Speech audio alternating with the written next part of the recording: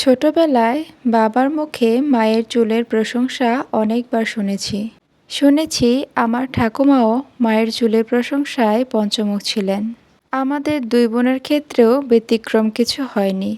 আমি যখন স্কুলে নবম বা দশম শ্রেণীতে পড়ি, তখন আমার স্কুলের টিচাররা প্রায়ই আমার চুলের খুব প্রশংসা করতেন।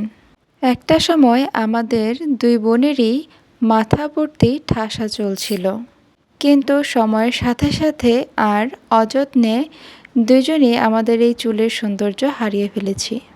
কিছুদিন আগে আমার ছোট বোন একটা চুলের ক্লিপের রেফারেন্স পাঠিয়ে আমাকে বলেছিল, দিদি, এমন একটা ক্লিপ আমাকে বানিয়ে দিস তো। তাই ছোট বোনের আবদার রাখতেই আমার আজকের এই চুলের ক্লিপটি বানানো। হ্যালো সবাইকে, কেমন আছেন সবাই? আজ আমি আপনাদের সাথে একটা চুলের ক্লিপ বানানো শেয়ার করব। আর এই ক্লিপ বানানোর রেফারেন্স আমি ফেসবুক রিলস থেকে পেয়েছি।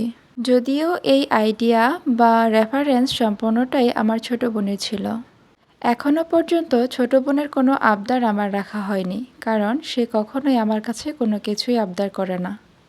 কিন্তু এই ছোট্ট আবদারটা যখন আমি তার কাছ থেকে পেলাম, আমি তো খুশিতে আত্মহারা। একটা সময় আমাদের দুই বোনের সময় যেত শুধু মারামারি করে আর ঝগড়া করে। কিন্তু সময়ের সাথে সাথে একটা সময় এসে দুজনেই বুঝতে পারলাম যে আমরা একজন আরেকজনের কতটা ভালো বন্ধু হয়ে উঠেছি।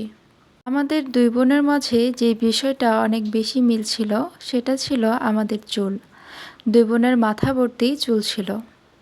এখনও এসে সেই একই মিল রয়ে গিয়েছে, কিন্তু পার্থক্য এক জায়গাতেই। এখন দুজনের মাথাতেই চুল কমে গিয়েছে। তবে মজার ব্যাপার কি জানেন, আমার ছোট বোন অনেক সুন্দর করে চুল বাঁধতে জানে। আমি যখন স্কুলে যেতাম, প্রায় সময়ই সে আমার চুল বেঁধে দিত। এক এক দিন এক এক স্টাইল করে চুল বেঁধে স্কুলে যেতাম। কিন্তু সে তার নিজের চুলে কখনো কোনো স্টাইল করেনি।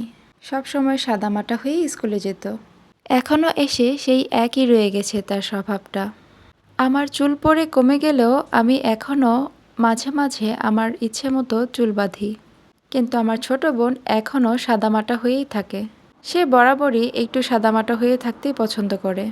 যেদিন থেকে আর্টের কাজগুলো আমি শুরু করেছি, সেদিন থেকেই আমার ছোটবেলার একটা স্মৃতি যেন আমার কাজের মাধ্যমে আমি আবার ফিরে পেয়েছি।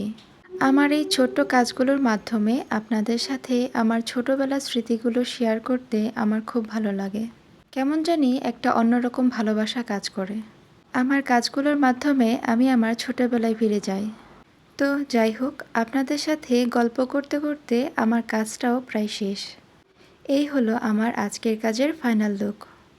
এবার বলুন তো, আমার আজকের এই কাজটি আপনাদের কাছে কেমন লেগেছে? আজকের এই খোপার ক্লিপটি যদি আপনাদের ভালো লেগে থাকে, তাহলে যে কোনো ডিজাইন আর কালার দিয়ে আপনারা কাস্টমাইজ করে নিতে পারেন।